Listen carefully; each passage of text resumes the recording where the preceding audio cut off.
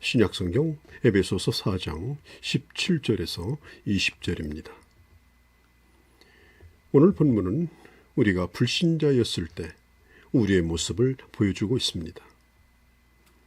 우리는 이미 2장 1절에서 죄와 허물로 죽었던 우리의 모습을 보았습니다.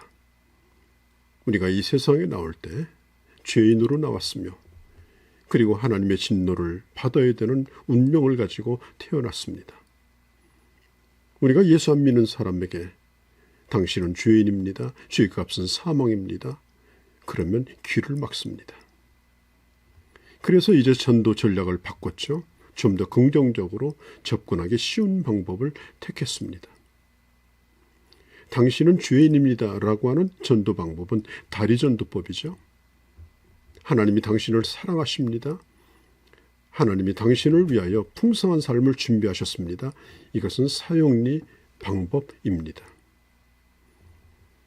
여러분, 기독교는 상대방의 자존심을 세워주고 아름다운 청사진을 제공하는 방법으로 접근하지 않습니다.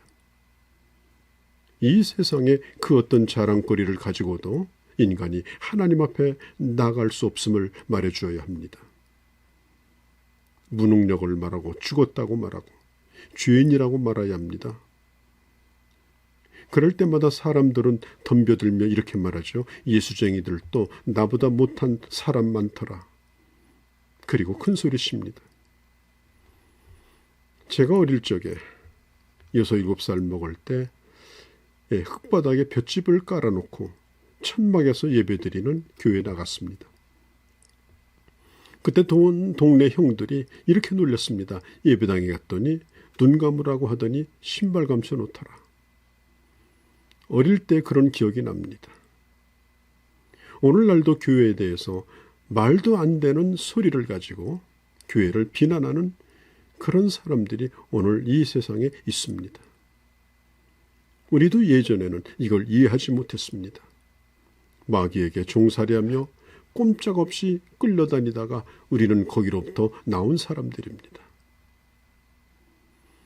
로마서 1장 21절에 하나님을 영어롭게도 아니하고 감사하지도 아니하고 생각이 허망해지고 미련하여 마음이 어두워졌나니 스스로 죄 있다거나 우둔한 자가 되어 썩어지지 아니하는 하나님의 형상을 썩어질 사람과 우상과 버러지의 형상의 우상으로 바꿨다고 말하죠.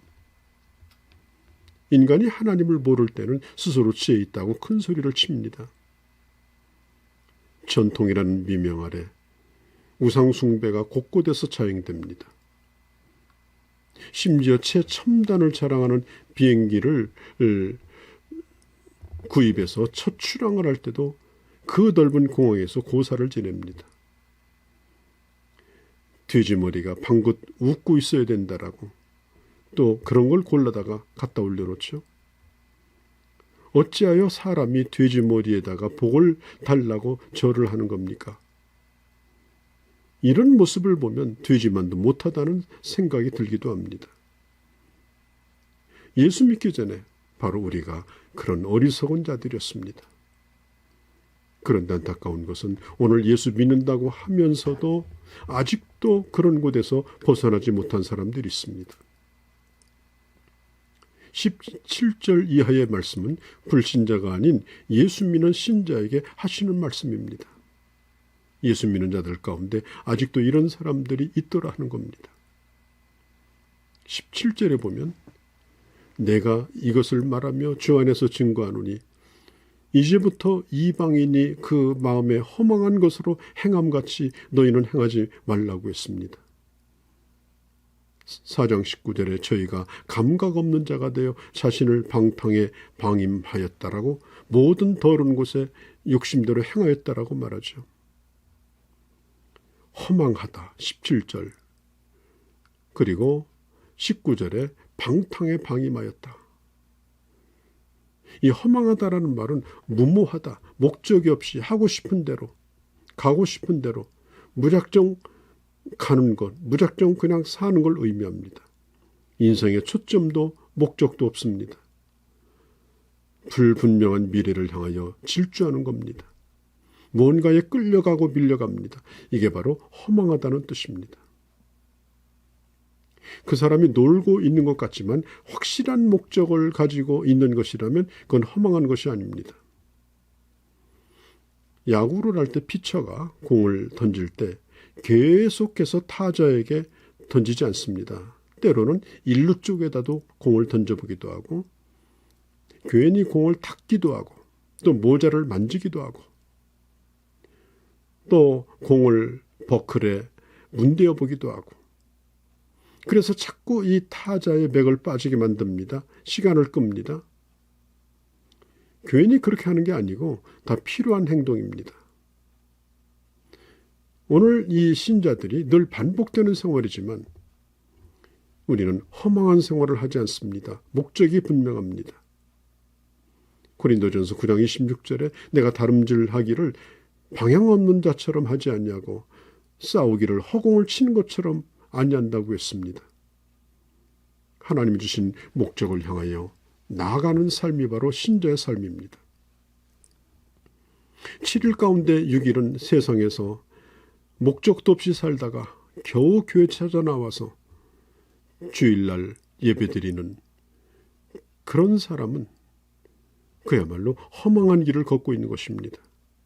그것마저도 교회 나와서 또 졸고 있습니다. 궤도에서 벗어난 것입니다. 예수를 믿는 것도 아니고 안 믿는 것도 아니고 그냥 방향 없이 뭔가에 밀려서 뭔가에 끌려서 교회도 그렇게 다니고 세상에서도 그렇게 삽니다. 이런 사람은 이렇게 말하죠. 목사님, 난 가난한 거 질색이에요. 나 아픈 거 질색이에요. 목사님, 사업 잘 되게 해주세요. 기도해 주세요. 사업이 잘 되면 어떻게 할 것인데요? 나도 먹고 살고 헌금도 할게요. 그러면 목회자가 가서 신방하면 협박합니다. 목사님 꼭 되게 해주세요. 되어야 돼요. 그래서 목회자는 그 일이 되도록 마음에도 없는 기도를 합니다. 그렇게 안 하면 교인이 싫어하니까. 목회를 하는 목회자로서 이런 교인의 비위를 맞추며 살아가는 것은 참 허탈하기 그지없습니다. 비록 잘 못 살아도 비록 몸이 연약해도 분명한 신앙의 목표를 향해서 가는 사람을 격려하고 그리고 그들을 이끌어주는 거 그게 목회의 보람이 아니겠습니까? 또 방탕하다는 단어가 나오죠. 이건 허비한다는 말입니다. 쓸데없이 하나님이 주신 것을 허비한다는 거예요. 자, 우리가 집에서 나올 때 수돗물을 끄지 않고 나오는 것을 확인하면 어떻게 합니까? 또 전기불을 끄지 않고 나온 거 확인하면 어떻게 합니까? 돌아가서 다시 끕니다. 왜? 전기 소비하니까. 수돗물이 그냥 빠져나가니까. 그렇게 하는 게 마땅하죠. 그럼에도 불구하고 그냥 두는 것은 방탕한 것입니다. 자, 우리 인생이, 우리 건강이, 우리 시간이, 우리 물질이 수돗물과 전기 조금 허비하는 것하고 비교가 되겠습니까? 누가복음 15장에 보면 이 탕자의 비유 가운데 성경은 이렇게 말합니다. 유산을 미리 받아서 허비하였다. 허비하였다. 향락과 욕심을 위해서 다 써버렸다. 성경은 이것을 방탕하다고 말합니다. 한 사람의 생애가 8, 90년 일반적으로 그렇게 살아갑니다. 이 시간은 하나님으로부터 받은 것이죠. 가장 기초적인 자본금입니다. 그 시간 속에서 공부도 하고 놀기도 하고 무엇인가를 하며 우리는 오늘까지 살아왔습니다. 성실하게 살고 자식 잘 키우고 남부럽지 않게 사는 걸 좋습니다. 그러나 그런 것들 속에서도 하나님의 영광과 영적인 성숙을 위한 그 목표에서 점점 멀어지고 방향을 잃어버린 것이라면 그것도 또한 허망한 것이고 방탕한 것입니다. 성경은 말합니다. 옛사람의 구습을 벗어버리라. 우리가 하나님께 가슴을 치며 부르짖어야 될 것이 뭡니까? 순간순간 옛사람을 향해서 흘러가는 내 자신을 채찍질하면서 옛사람을 벗어버리는 것입니다. 하나님이 내게 허락하신 그 모든 것들이 온전히 주님 앞에 드려지도록 내 삶을 몰고 가야 합니다. 한 방울도 누수되는 일이 없도록 지켜가야 합니다.